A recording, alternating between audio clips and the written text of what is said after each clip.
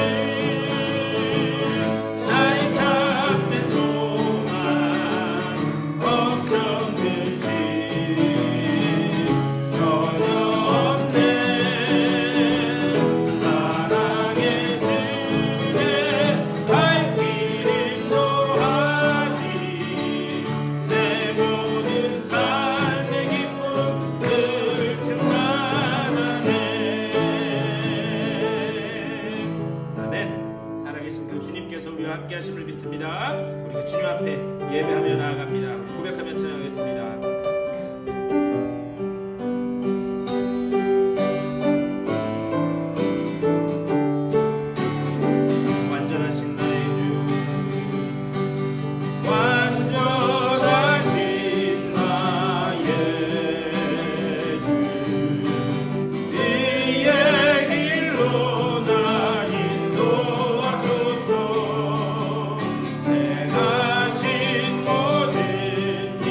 주님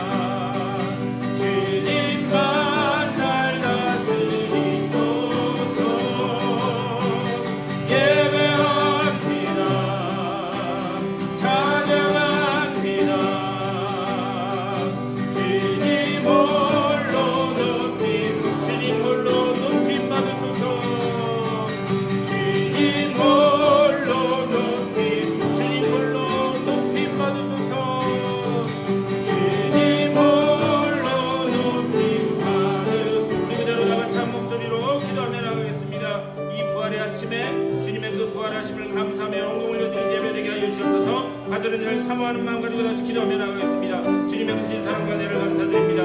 아버지, 이 부활절 아침에 주님의 그 부활의 기쁨과 감사와 아버지와 그 놀라운 은혜가 온전히 고백되어지는 복된 예배 될 수 있도록 인도하여 주시옵소서. 아버지의 신령과 진정으로 예배드린 그 예배되게 하여 주시되 아버지, 우리들의 마음문을 열어주소서. 아버지, 그 주님의 계신 대로 우리 주님의 은혜를 감사드립니다.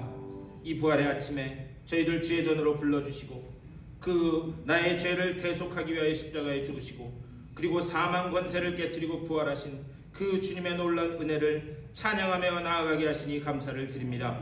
오늘 이 아침에 주여, 우리가 신령과 진정으로 하나님 앞에 올려지는 예배되길 원하오니 이 자리에 성령으로 임재하여 주시옵소서. 우리들의 마음문을 열어주시고 영의 눈과 영의 귀를 열어주시사 오직 주님께서 우리에게 하시는 그 음성이 들려지는 복된 예배되게 하여 주시옵소서. 나의 죄를 대속하시고 부활하신 그 주님께만 영광 올려드리는 복된 예배자리 될 수 있도록 인도하여 주시옵소서. 예비하신 대로 충만하게 채워주시고 이 전을 나갈 때에 새로운 결단을 가지고 나아가는 복된 예배자리로 삼아 주시옵소서. 감사드리 주 예수 그리스도의 이름으로 간절히 기도드리옵나이다. 아멘. 우리 다 같이 일어나셔서 찬송 159장 찬송하겠습니다.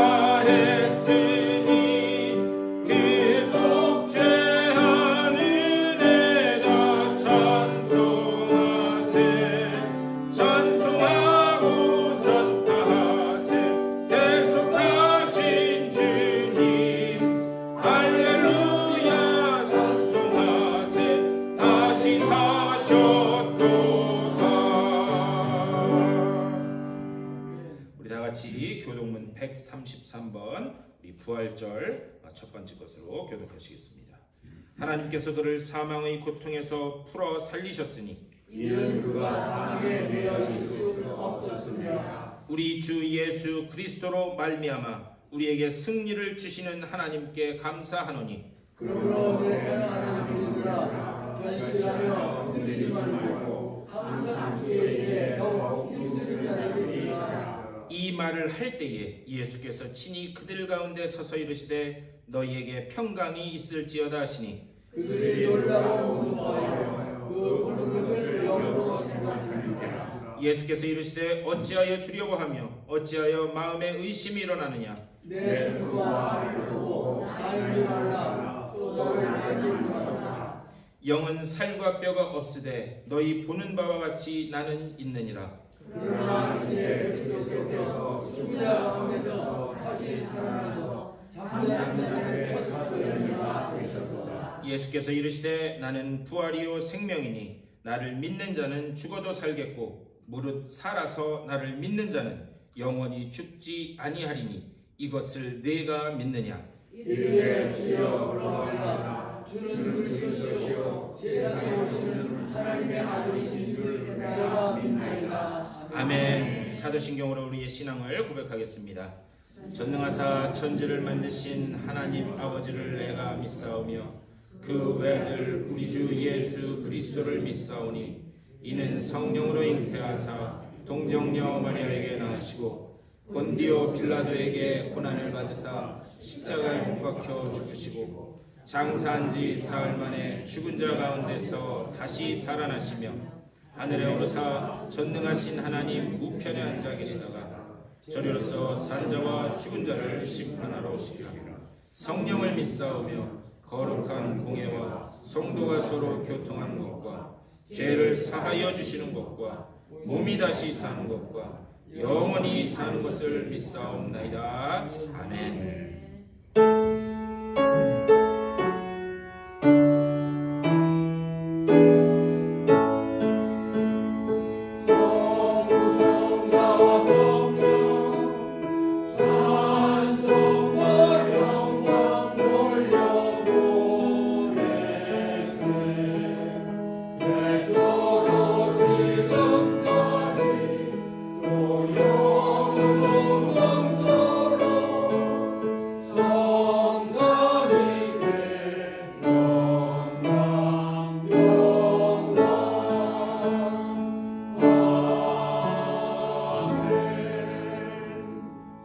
자리에 앉아주시고 박동근 장로님 우리를 대표해서 기도해 주시겠습니다.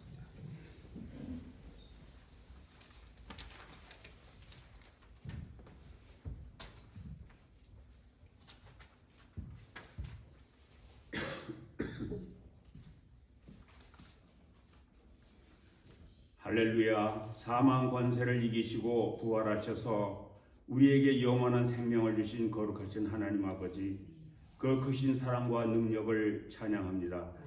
영원한 사망 속에 있었던 저희에게 산 소망을 주신 이 복된 부활의 아침에 온 마음을 다해 하나님께 경배를 드립니다. 지난 한 주간 고난 주간을 보내며 주님의 십자가를 묵상했으나 여전히 세상의 유혹 앞에 흔들렸던 우리의 연약함을 고백합니다. 우리의 죄를 대신해 죽으시고 다시 사신 주님의 보혈로 우리를 깨끗하게 하여 주시고 죄의 종로로 타던 옛 자아는 십자가에 못 박고 이제는 부활하신 주님과 함께 새로운 삶을 사는 우리 모두가 되게 하여 주시옵소서. 부활의 기쁜 소식으로 감격하며 주님 전에 모인 우리 모든 성도들에게 성령의 충만함을 허락하여 주시고 질병으로 고통받는 자에게는 치유의 광선을, 마음이 상한 자에게는 하늘의 위로를 내려주셔서 부활의 주님을 만남으로 모든 근심과 걱정이 물러가는 역사가 일어나게 하여 주시옵소서. 아버지 하나님, 이 땅의 평화를 허락하여 주시옵소서. 전쟁과 기근, 갈등으로 고통받는 곳마다 부활의 생명이 전해지길 소망합니다. 우리 교회가 이 지역사회에서 부활의 증인된 사명을 감당하게 하시고 소외된 이웃들에게 주님의 사랑을 전하는 통로가 되게 하시옵소서. 오늘 말씀을 선포하시는 담임 목사님께 영육간의 강건함을 주시고 그 선포되는 말씀이 우리 영혼의 양식이 되어 삶의 현장에서 실천하며 승리할 힘이 되게 하시옵소서. 모든 영광과 존귀와 찬양을 오직 하나님 아버지께 올려드리며 우리를 죄에서 구원하시고 다시 사신 예수 그리스도의 이름으로 기도드립니다. 아멘.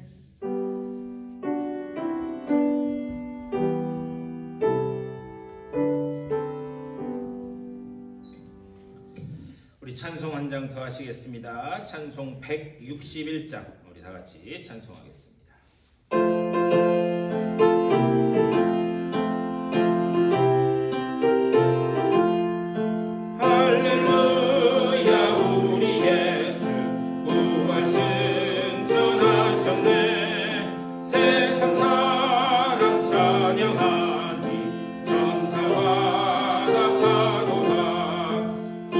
예수 부활하사 사망 권세 이겨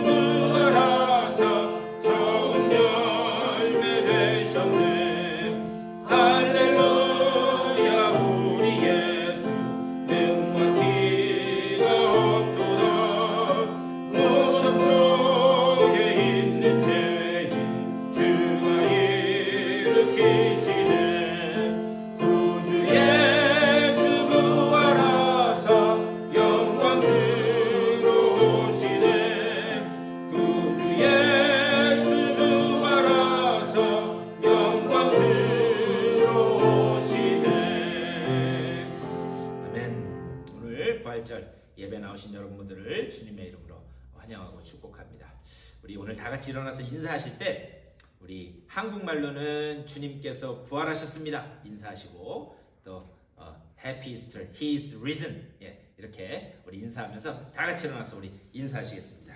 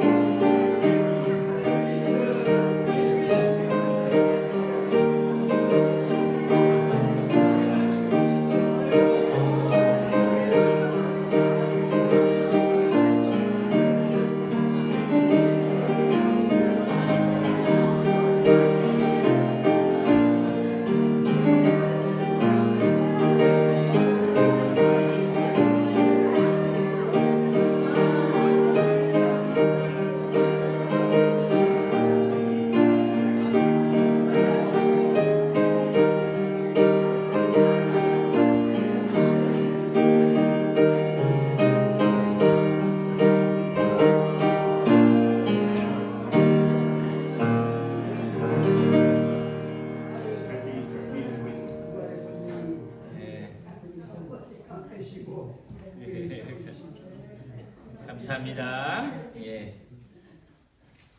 제가 아침에 이렇게 교회 오면서 보니까 여기 오는 길에도 여기 썬더버드에도 교회들이 여러 개 있고 저희 집에서도 있는데, 저희 집 앞에 침례교회가 있는데 침례교회 그렇게 주차장이 꽉 찬 거 처음 봤어요. 부활 미국 사람들 교회 안 다녀도 1년에 2번은 교회 가잖아요. 언제? 부활주일하고 크리스마스 성탄절에 2번 가잖아요. 그래서 그런지 아주 쫙 찼는데, 오늘 참 감사하게도 우리 많은 성도들이 와서 예배드릴 수 있도록 이렇게 참여해 주셔서 감사합니다. 부활의 기쁨이 여러분과 삶과 또 여러분의 그 가정 위에 충만하게 채워지시기를 축복합니다. 우리 다음 주일 예배 후에 우리 임원회가 있습니다. 식사하신 후에 친교하시고 대예배실에서 우리 간단하게 임원회 하도록 하겠습니다. 우리 아픈 분들을 위해서, 출타 중인 분들을 위해서 계속해서 기도해 주시기를 부탁드립니다. 우리 하나님 말씀 보시겠습니다. 오늘 우리에게 주신 하나님 귀한 말씀은 신약성경 마태복음 27장 57절부터 61절까지의 말씀입니다. 마태복음 27장 57절부터 61절까지의 말씀. 우리 다 같이 한 목소리로 받들어 읽겠습니다. 시작. 저물었을 때에 아리마대의 부자 요셉이라 하는 사람이 왔으니 그도 예수의 제자라.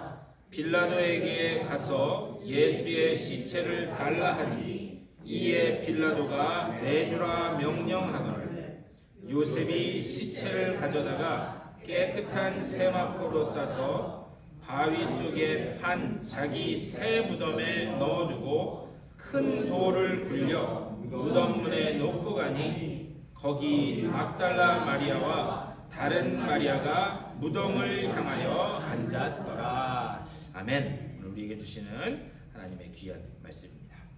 주님이 주시는 놀라운 은혜가 오늘 이 예배 가운데도 여러분의 또 삶 가운데, 가정 가운데 충만하게 채워지시기를 축복합니다. 우리 교회의 최대 절기는 부활주일입니다. 우리 부활의 첫 열매 되신 그 그리스도로 인해서 우리를 반드시 구원하겠다라고 하신 그 하나님의 놀라운 언약이 성취된 날, 그날이 바로 이 부활주일이기 때문에 부활절이 교회의 최대 절기다 말씀드릴 수 있습니다. 주님이 온 인류의 죄를 대속하기 위해서 이 땅에 오신 성탄절도 중요한 날이기도 하지만 언약이 성취되었다라고 하는 측면으로 보면 이 부활절이 가장 우리가 기뻐하고 그리고 즐거워하며 감사를 올려드려야 될 날이다, 이렇게 말씀드릴 수 있습니다. 우리는 흔히 초대교회로 돌아가자라는 그런 이야기를 많이 해요. 초대교회로 돌아가자. 아마도 초대교회에서 일어났던 그런 성령의 역사, 그리고 부흥의 역사, 그것을 사모하는 마음 가지고 우리도 좀 그렇게 됐으면 좋겠다라고 하는 그런 마음 가지고 초대교회로 돌아가자, 이런 말을 많이 해요. 그런데 그들의 그 삶 가운데, 초대교회 성도들의 그 삶 가운데서 그런 놀라운 성령의 역사, 부흥의 역사를 체험할 수밖에 없었던 그런 이유가 있습니다. 그 원인이 뭔가, 그들은 매일매일의 삶 속에서 그 부활의 기쁨을 그들은 늘 충만하게 누리고 있었던 사람이었기 때문이에요. 무슨 말이냐? 우리 주님께서 내 죄를 위해서 죽으셨다라는 거예요. 그리고 죽으셨을 뿐만 아니라 부활하셨다라는 거예요. 그런데 거기에 끝나지 않습니다. 죽으셨고 부활하신 것으로 끝나는 게 아니라 그 부활하신 주님이 지금 나와 함께 하신다라고 하는. 그래서 초대교회 복음의 핵심 메시지는 뭐냐? 우리 예수님께서 부활하셨을 뿐만이 아니라 그 주님께서 지금 나와 함께 하신다라고 하는 그 메시지가 초대교회 복음의 핵심이었어요. 그렇기 때문에 그들은 매일매일의 삶 속에서 주님이 지금 나와 함께 하시기 때문에 내가 지금 힘들고 어렵고 고난 가운데 있지만 그 함께 하시는 주님으로 인해 내가 이겨나갈 수 있다라고 하는 그런 확신에 찬 그런 신앙생활을 할 수 있었다, 이렇게 말씀하셨습니다. 자, 그렇다면 오늘 여러분들의 신앙생활은 어떠신가 한번 봤으면 좋겠습니다. 주님이 부활하셨을 뿐만이 아니라 그 부활하신 주님이 지금 여러분과 함께 한다라고 하는 그 생동감 속에서 신앙생활을 하고 있는가? 우리 한번 깊이 생각해 봐야 돼요. 그 확신에 사로잡혀 우리가 신앙생활을 하고 있는가? 우리 주님이 여러분과 저의 죄를 대속하기 위해서 부활하시고 지금 그 주님이 여러분과 그리고 저와 함께 하시는 줄 믿습니다. 그 부활 신앙을 가지고 여러분의 이 신앙의 고백이 여러분들의 매일매일의 삶 속에서 늘 고백되어지는 복된 삶 되시기를 주님의 이름으로 간절히 축원합니다. 이렇게 하고 끝나면 얼마나 좋겠어요? 예, 제가 전할 말씀은 다 전했어요. 그런데 그래도 우리 주일날 교회 왔는데 아직 안 끝났습니다. 자, 오늘 우리가 읽은 말씀, 이 읽은 말씀은 주님의 십자가 사건 이후부터 부활에 이르기까지 그것을 목격한 몇몇 그룹의 그 사람들을 잘 기록하고 말씀하고 있습니다. 자, 그렇다면 주님의 그 십자가 사건부터 부활에 이르기까지 거기에 등장한 인물이 어떤 사람이 있는가? 첫 번째는 아리마대 사람 요셉입니다. 우리 다 같이 57절 다시 한번 읽겠습니다. 시작. 저물었을 때에 아리마대의 부자 요셉이라 하는 사람이 왔으니 그도 예수의 제자라. 아멘. 예수님의 죽음 이후에 아리마대 사람 요셉이 왔다는 거죠. 그 죽음의 현장으로 왔습니다. 그렇다면 그 사람은 도대체 어떤 사람이었길래 그 참혹한 죽음의 현장에, 십자가 현장에 그 사람이 올 수밖에 없었는가? 우리 오늘 말씀을 보면 잘 나와 있지는 않지만 이 요한복음 19장 38절 거기 이하에 보면 거기 그 사람이 예수님의 제자였다 말씀하고 있어요. 그런데 예수님의 제자기는 했지만 유대인들의 눈이 두려워서, 유대인들이 두려워서 자기가 예수님의 제자인 것은 비밀로 숨기고 다니는 사람이었다, 그렇게 기록하고 있어요. 여기서 예수님의 제자라고 하는 말은 예수님이 직접 부르신 12명의 제자를 이야기하는 게 아니라 예수님의 말씀에 대해서 직접적으로 때로는 간접적으로 전해 듣고 예수님을 흠모하고 예수님의 가르침을 따라 살려고 했던 그런 제자예요. 그러니까는 우리가 아는 12제자와는 조금 이렇게 나눠서 생각을 해봐야 됩니다. 자, 그런데 이 사람은 예수님이 직접 부른 사람도 아니에요. 그러니까 요한복음 19장 말씀처럼 신앙이 그렇게 기뻤던 사람은 아닌 것 같습니다. 근데 마가복음에서는 또 이 사람을 뭐라고 이야기하느냐? 공회원이라고 해요. 공회원. 오늘날 우리 표현으로 치면 국회의원쯤 되는 그런 대표의 역할을 하는 사람이었어요. 그러니까 그는 사회적인 위치도 꽤 높은 사람이었어요. 그리고 오늘 말씀처럼 부자였습니다. 그런데 그가 드러내놓고 나는 예수를 따른 제자다 이렇게 할 수 없었던 이유는 그가 유대인이었기 때문에 그리고 예수님이 전하는 복음이 유대교의 가르침과 반대된다고 많은 사람들이 생각했기 때문에 내가 예수의 제자다 드러내놓고 그렇게 이야기할 수 없었던 것처럼 보여요. 그런데 비밀스럽기는 하지만 자신이 평소에 흠모했던 그 예수님이 십자가에 달려서 아주 끔찍한 처형을 당하십니다. 그가 예수님의 그 제자인 것을 아는 사람은 없었어요. 아까도 말씀드렸지만 비밀스럽게 신앙생활했어요. 그렇기 때문에 내가 평소에 흠모했던 저 예수라는 분이 그냥 저렇게 돌아가셨구나, 그렇게 하고 참 안타깝다 하고 입 꾹 닫고 돌아서도 그 누구 하나 그 아리마대 요셉에게 뭐라고 할 수 있는 사람은 한 사람도 없었어요. 왜 그러냐? 비밀스럽게 신앙생활했기 때문에. 근데 그는 어떻게 하는가? 빌라도를 찾아가서 예수님의 시체를 달라고 부탁을 합니다. 우리 58절 말씀, 58절도 다 같이 읽어볼까요? 시작. 빌라도에게 가서 예수의 시체를 달라 하니 이에 빌라도가 내주라 명령하거늘. 비밀스럽게 신앙생활했던 사람이 대놓고 이제는 빌라도에게 가서 예수의 시체를 달라. 여러분, 제가 지난주에 우리 고난주간 특별 새벽기도 하면서 제가 말씀드렸어요. 예수님은 유대인들에 의해서 신성모독죄, 하나님을 욕되겠다라는 죄로 그렇게 넘겨졌어요. 그런데 빌라도에 의해서 뭘로 처벌받았다고요? 고난주간 새벽기도에 다시 한번 해야 되겠네요. 네. 뭘로 처벌받았다고? 정치범으로 처벌받았다고. 정치범으로. 그래서 당시에 십자가에 죽은 그 정치범으로 처형을 당하면 그러면 그 시체를 건들 수가 없었어요. 네. 그래서 그거는 그냥 야생 들짐승의 그 먹이가 되도록 그냥 가만히 내버려 뒀었어야만 했어요. 그런데 어떻게 했는가? 빌라도에게 찾아가서 그 시체를 달라 그렇게 이야기합니다. 정작 그분이 돌아가시고 나니까 커밍아웃을 한 거예요. 그래서 장례를 치르기 위해서 시신을 달라. 마치 이런 겁니다. 이 앞에 54절 말씀 보면 예수님을 십자가에 못 박기 위해서 끌고 갔던 그 백부장이 예수님이 돌아가신 후에 지진이 나고 어둠이 임하고 그것을 보면서 그가 뭐라고 고백하는가? 저는 실로 하나님의 아들이었도다 이렇게 고백해요. 마치 그런 것처럼 놀라운 반전이 아리마대 사람 요셉에게서 일어났다라고 하는 그런 사실. 자, 과연 무엇 때문에 그런 변화가 일어났을까? 자, 이것은 잠시 남겨두고 다음으로 십자가 주변에 여인들의 그룹이 있었습니다. 자, 59절부터 61절까지 말씀이에요. 요셉이 시체를 가져다가 깨끗한 세마포로 싸서, 우리 60절 다 같이 읽겠습니다. 시작.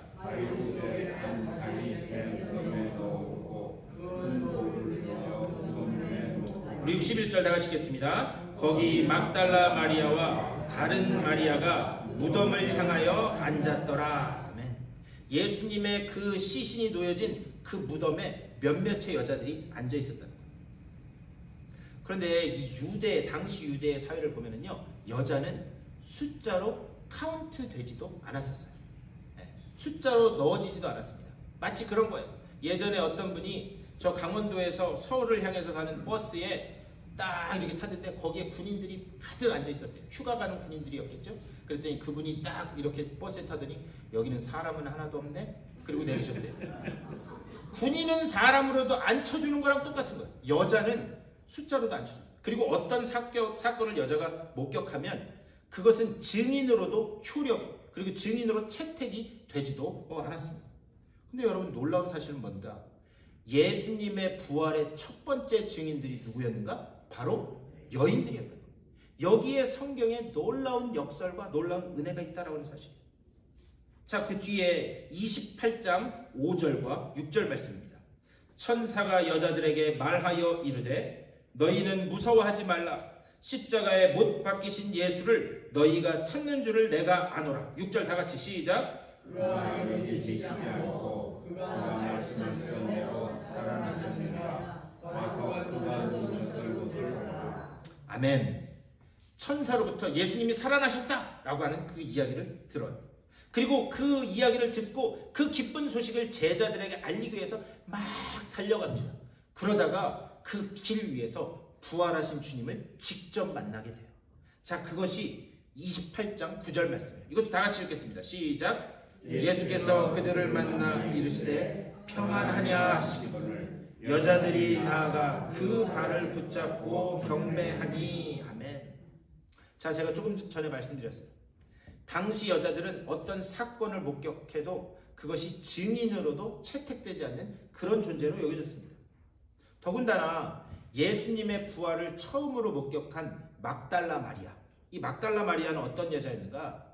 마가복음 16장 그 9절 거기를 보면 막달라 마리아는 7 귀신이 들렸다가 주님에 의해서 치유된 자다라고 하는 그런 이야기가 나와요. 그럼 한번 생각해 보세요.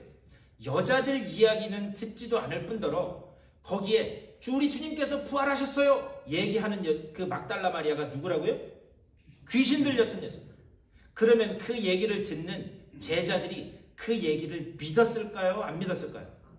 여러분 같으면 믿으시겠어요? 정신 나갔다 돌아온 어떤 분이 와서 내가 뭔 사건을 봤어, 하나님이 이렇게 살아계심을 보여주셨어 하면 여러분 같으면 정말 솔직하게 믿으시겠어요? 안 믿으시겠어요?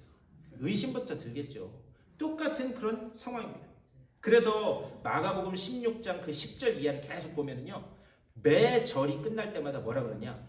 믿지 아니하더라, 믿지 아니하더라, 믿지 아니하더라. 그게 계속해서 반복돼요. 그런데 중요한 사실은 뭔가, 이 여인들의 말을 믿지 않은 사람들이 누구인지를 아는 게 중요해요. 그 사람들이 누구였는가? 바로 제자들이었다라는 그런 사실.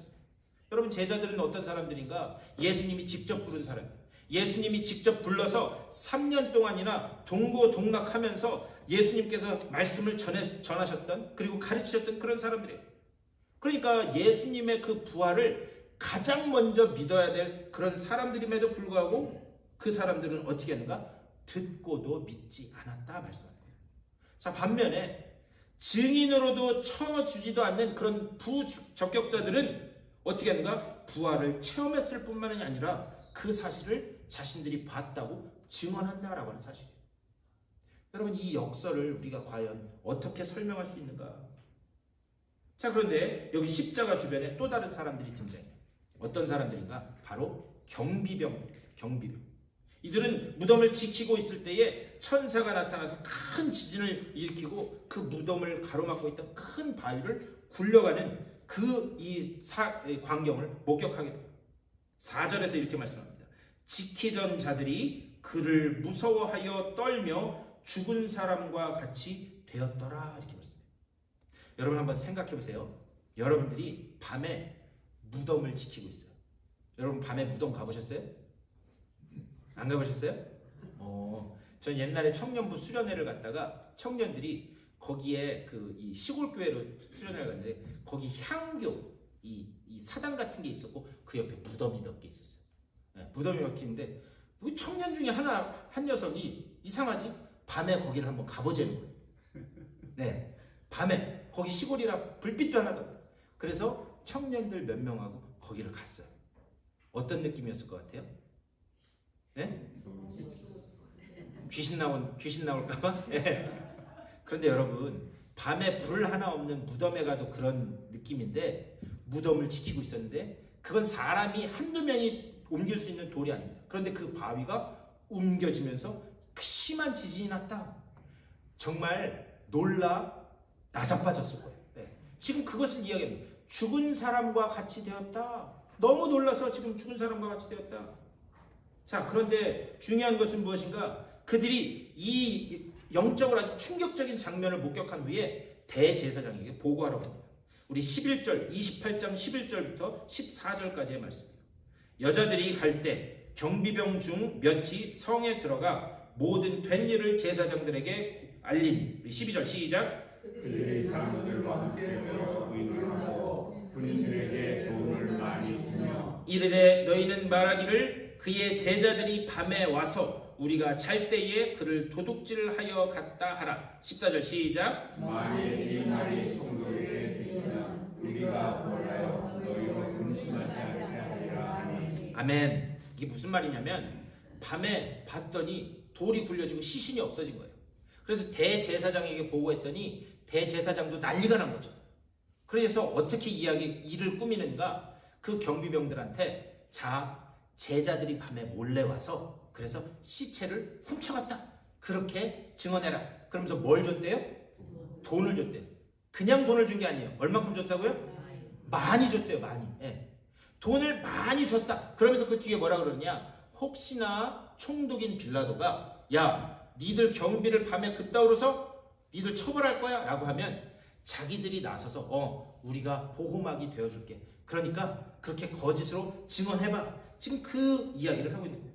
결국 경비병들이 어떻게 하는가? 15절 말씀. 우리 다 같이 읽겠습니다. 시작. 군인들이 돈을 받고 가르친 대로 하였으니 이 말이 오늘날까지 유대인 가운데 두루 퍼지니라. 아멘. 근데 여러분 한번 가만히 생각해 보세요. 거기 지금 무덤 곁에 여인들 몇몇이 앉아 있었다고 했습니다. 아마 가까이 가서는 못 앉아 있었을 거예요.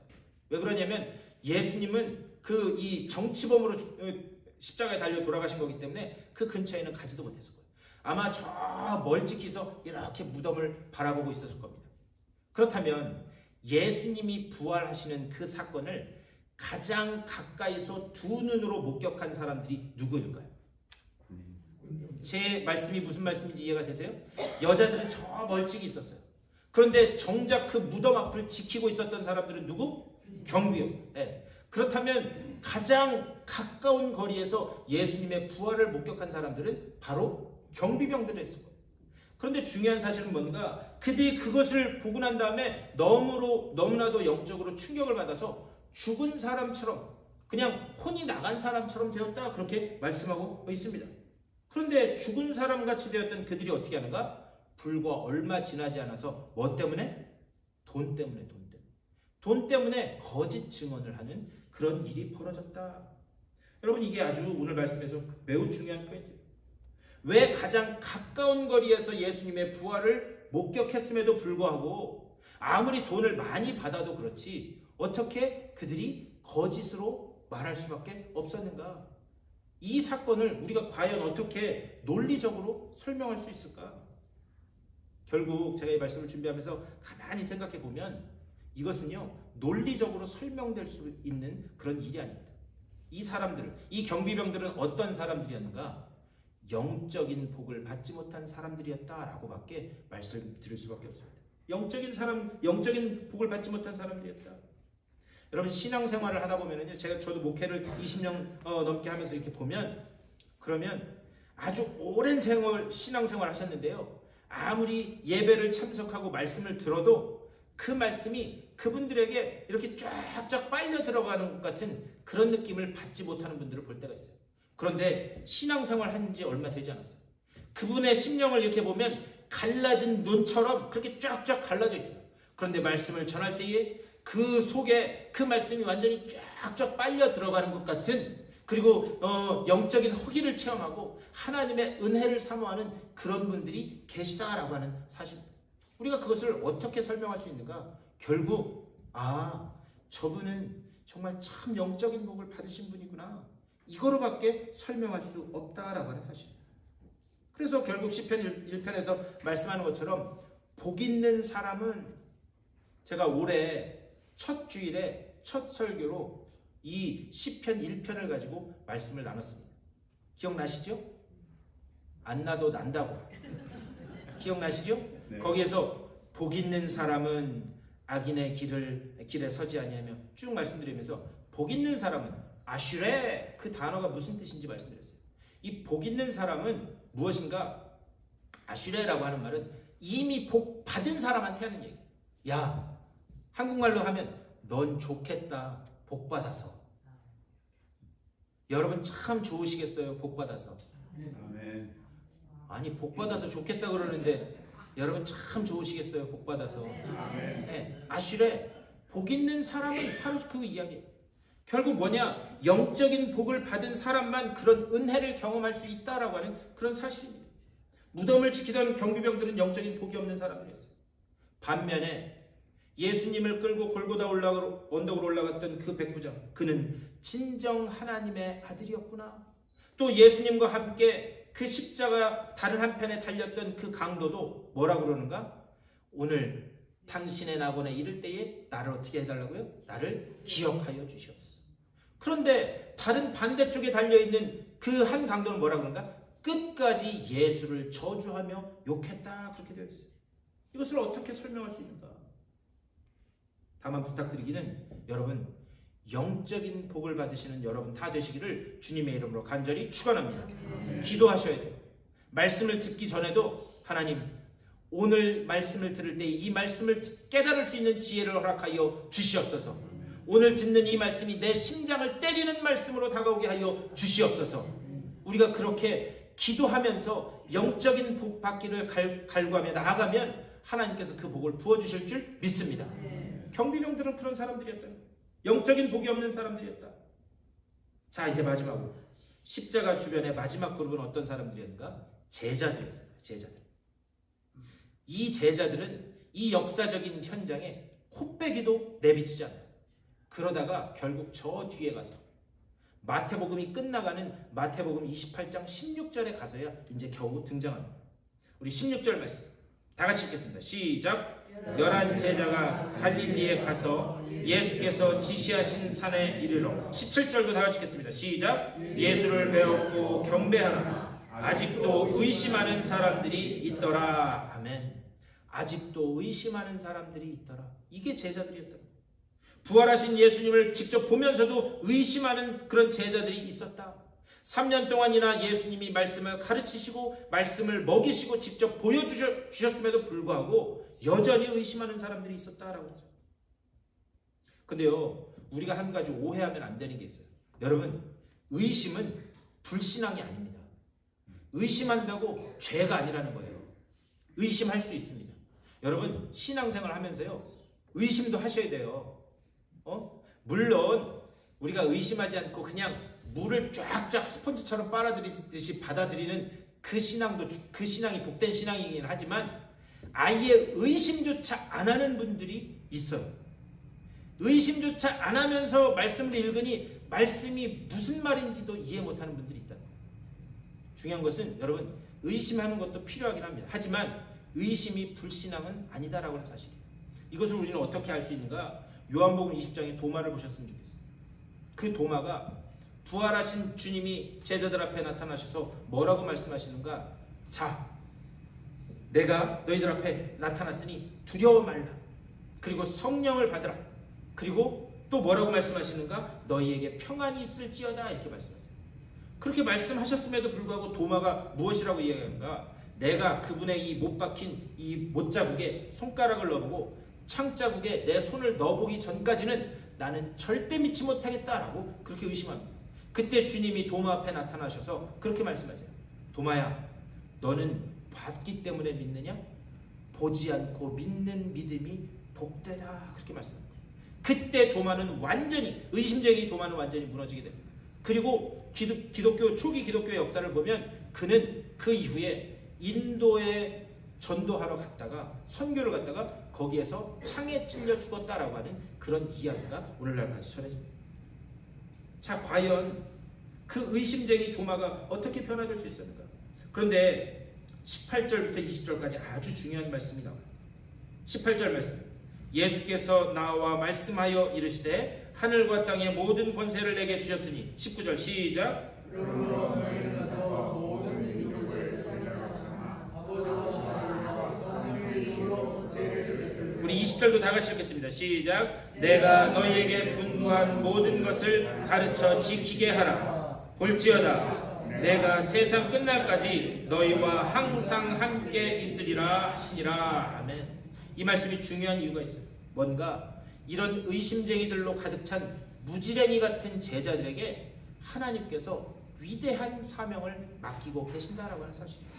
너희는 가서 모든 민족을 제자로 삼아 아버지와 아들과 성령의 이름으로 세례를 베풀고 내가 너희에게 분부한 모든 것을 가르쳐 지키게 하라. 그렇다면 예수님께서 왜 이런 무지랭이 같은 제자들에게 이런 위대한 사명을 맡기시는가? 여러분, 우리가 반드시 기억해야 되는 게 있어요. 하나님께서 여러분에게 어떤 사명을 맡기실 때는 여러분에게 가능성이 있어서 여러분이 그것을 할 수 있는 능력이 있기 때문에 그것을 맡기는 것이 아닙니다. 우리가 반드시 기억해야 되는 것은 무엇인가? 비록 지금은 연약하고 주님은 너무나도 잘 아세요. 우리의 연약함, 우리의 좌절, 우리의 넘어짐을 너무나도 잘 아십니다. 하지만 내가 세상 끝날까지 항상 너희와 함께 하리라. 내가 너와 함께하면서 너를 반드시 그 사명을 완수하는 자로 만들어갈 것이고 그때까지 내가 너를 떠나지 않고 너와 함께하리라고 하는 그 약속이 있기 때문에 우리에게 사명을 맡겨주시는 줄 믿습니다. 그러니까요, 그 사명을 맡겨주셨을 때 그 사명을 완수할 때까지 함께하실 것이다. 여러분, 이것보다 더 큰 놀라운 언약이 어디 있습니까? 내가 세상 끝날까지 너희와 항상 함께 있으리라. 부활하신 주님이 우리와 함께 하시고 우리를 붙들고 계시기에 우리는 좌절하거나 우리는 포기할 수 없는 줄 믿습니다. 우리가 절대 넘어질지라도 다시 일어설 수 있는 근거는 그 부활하신 주님이 우리와 함께 하시고 우리를 붙들고 계시기 때문인 줄 믿습니다. 이 약속을 붙들고 여러분의 삶 가운데 어떤 일이 벌어지든지 간에 담대한 발걸음을 십자가를 향하여 내디딜 수 있는 여러분의 삶 다 되시기를 주님의 이름으로 간절히 축원합니다. 다 같이 기도하겠습니다. 비록 의심하고 연약한 믿음으로 인하여 늘 좌절하고 넘어지는 우리이지만 그 우리들에게 주님이 함께 하시고 그리고 우리와 항상 함께 하시며 우리를 붙들고 계심을 믿습니다. 그 주님의 손길을 의지하여 좌절하거나 포기하지 않고 넘어져도 다시 일어서며 주님 말씀하시는 그 사명의 곳으로 나아가는 우리 모두가 될 수 있도록 인도하여 주시옵소서. 감사하고 우리 주 예수 그리스도의 이름으로 간절히 기도드리옵나이다. 아멘. 오늘은 4월 성찬 날입니다. 다 같이 성찬 예식 거행하겠습니다.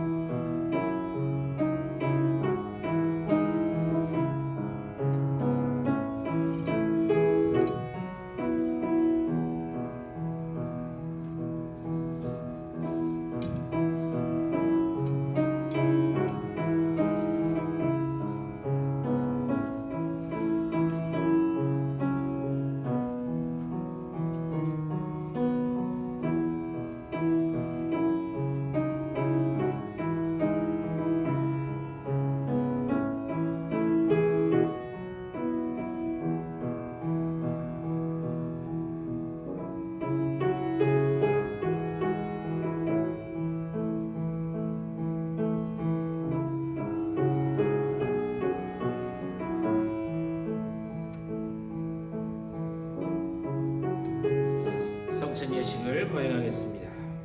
예수 그리스도 우리 주님께서는 주님을 사랑하고 지은 죄를 진심으로 회개하고 형제자매와 더불어 평화의 삶을 살고자 하는 사람들을 우리 주님의 식탁에 초대하십니다. 주님은 이 성찬 속에 오셔서 우리를 만나주시며 새로운 은혜를 더해주십니다. 오늘 이 시간 이 식탁에서 우리를 부르시는 주님 앞에 우리 모두 감사함으로 나아가십시다. 주님의 거룩한 살과 피를 마시기 전에 먼저 하나님 앞에서 지난 한 달을 되돌아보며 우리 스스로 회개하는 시간을 갖도록 하겠습니다. 우리 다 같이 조용히 기도하시겠습니다. 주님, 말씀대로 살지 못한 것들을 불쌍히 여겨주시고 오직 아버지여 저의 모든 죄가 십자가 앞에 넘어져 내어지게 주님께서 십자가에서 흘리신 보혈의 피로 맑게 씻김받아 그리하여 주님 기뻐하시는 거룩한 백성으로서 우리가 되게 하여 주시옵소서. 주여, 오직 우리의 죄를 주님 앞에 하나님께서 기뻐하시는 그런 모습으로 설 수 있도록 인도하여 주시옵소서. 주님 감사합니다. 주 예수 그리스도의 이름으로 간절히 기도드리옵나이다. 아멘. 오늘 우리는 십자가와 부활을 통해 우리에게 임한 주님의 놀라운 그 은혜를 기억하면서 주님의 말씀을 따라 이 성례를 행합니다.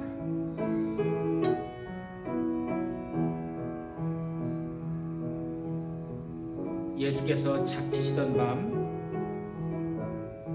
떡을 가지고 식사 후에 떡을 가지고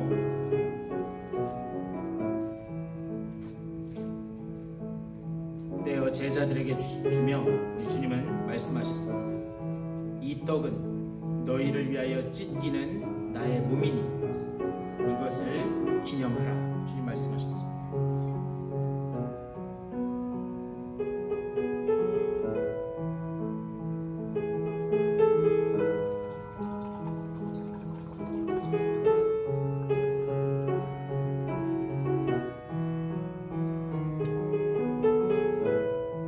주님은 같은 방식으로 잔을 들어 축사하시고 제자들에게 주며 말씀하셨습니다. 이 잔은 너희를 위하여 흘리는 나의 언약의 피니 이 잔을 마실 때마다 나를 기념하라 말씀하셨습니다. 그러므로 우리는 이 떡과 잔을 먹고 마실 때마다 주님의 그 놀라운 은혜를 기억하고 또 감사하는 그런 여러분의 삶 되시기를 축복합니다. 우리 다 같이 기도하겠습니다.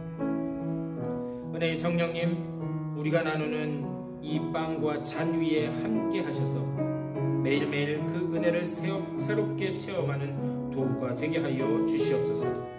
또한 우리가 머리 되신 그 주님을 따라가며 오직 주님의 백성들로서 주님께서 주시는 그 성령을 통하여 한 마음 한 뜻 이루게 하여 주시고 주님을 섬기며 주님의 교회를 세워가는 일에도 하나가 되게 하여 주시옵소서. 우리 모두 하나님 나라에서 영원한 잔치 자리에 참여할 때까지 이 믿음의 여정을 용기 있게 걸어가게 하여 주시옵소서.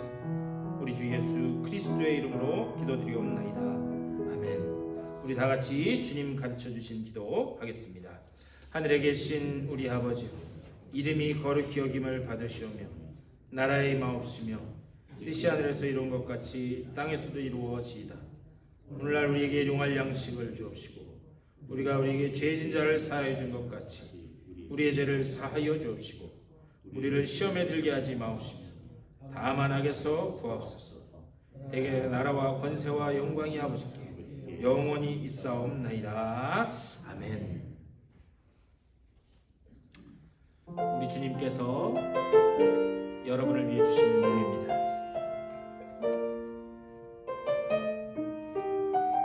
우리 주님께서 여러분을 위하여 흘리신 보혈입니다. 장로 나오셔서 성찬을 주시고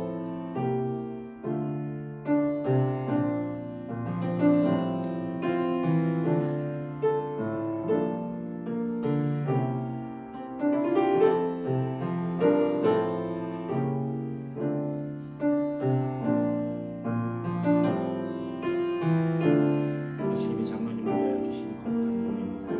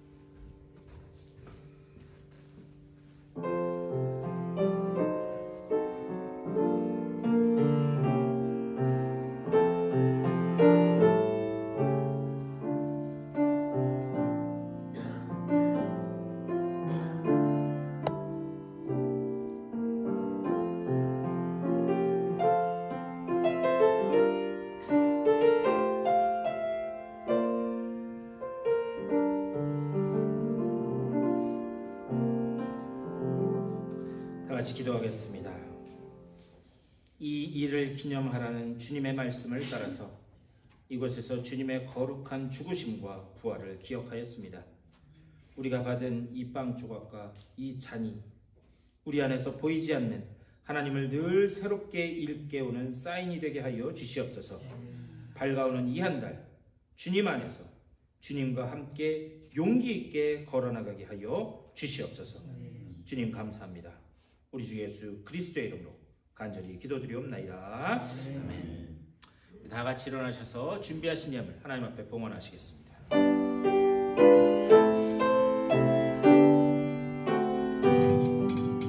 나의 생명 드리니 주여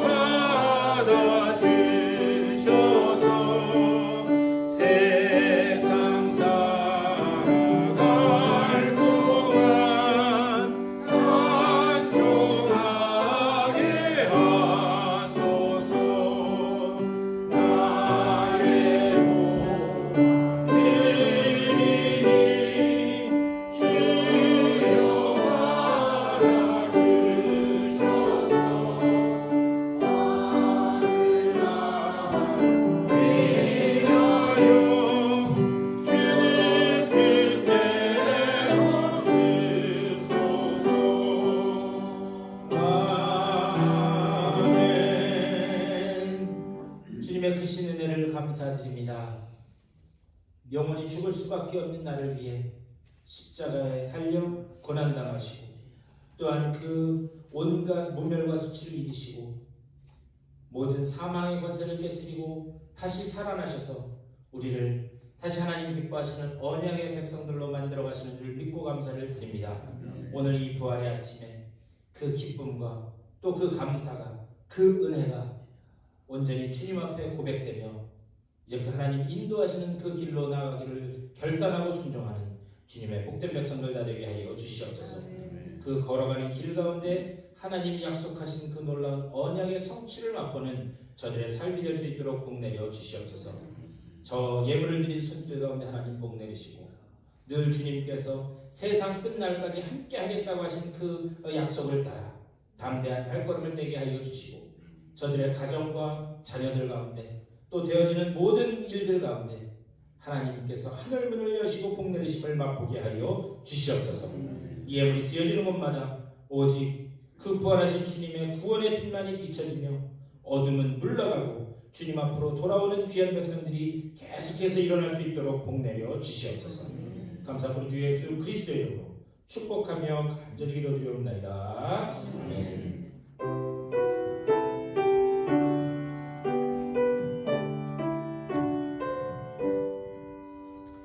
우리 일어서신 채로 다 같이 찬송 165장 결단 찬송하시고 축도로 예배 마치겠습니다.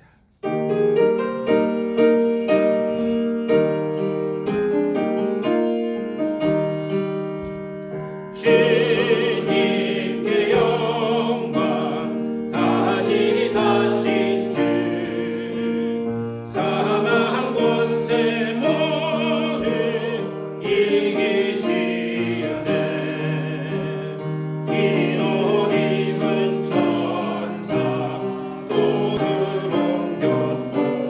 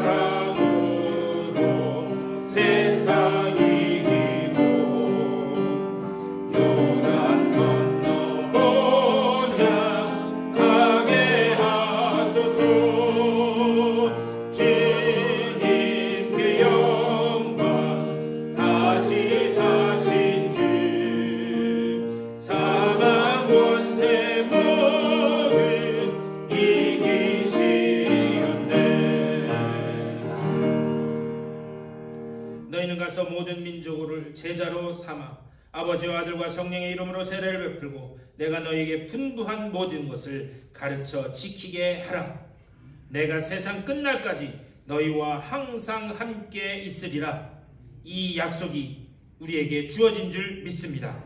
이제는 이 약속을 의지하여 비록 우리는 연약하고 눈물 흘리고 시련과 좌절 가운데 있을 수밖에 없지만 우리를 잘 아시는 주님께서 우리를 다시 일으켜 세우시고 이 사명을 완수할 때까지 우리를 떠나지 않으며 우리를 만들어 가실 줄 믿습니다. 이 약속 붙잡고 어떤 상황에서든지 담대한 발걸음을 주님 앞으로 떼매어 나아가는 주님의 복된 백성들 다 되게 하여 주시옵소서. 절대 나를 바라보며 좌절하거나 포기하지 않게 하여 주시고 넘어져도 다시 일어서는 주님의 복된 백성들 다 되게 하여 주시옵소서. 이 약속을 믿고 또 세상을 향해 발걸음을 옮기는 주님의 사랑하는 백성들의 삶 가운데 우리 구주 예수 그리스도의 크고 놀라우신 은혜와 하나님 아버지의 극진하신 사랑하심과 성령의 감화 감동하시고 교통하시는 놀라운 은총이 저들의 삶 가운데 가정과 자녀들 가운데 되어지는 모든 일들 가운데 이제로부터 영원토록 함께 하시기를 간절히 축원하옵나이다. 아멘.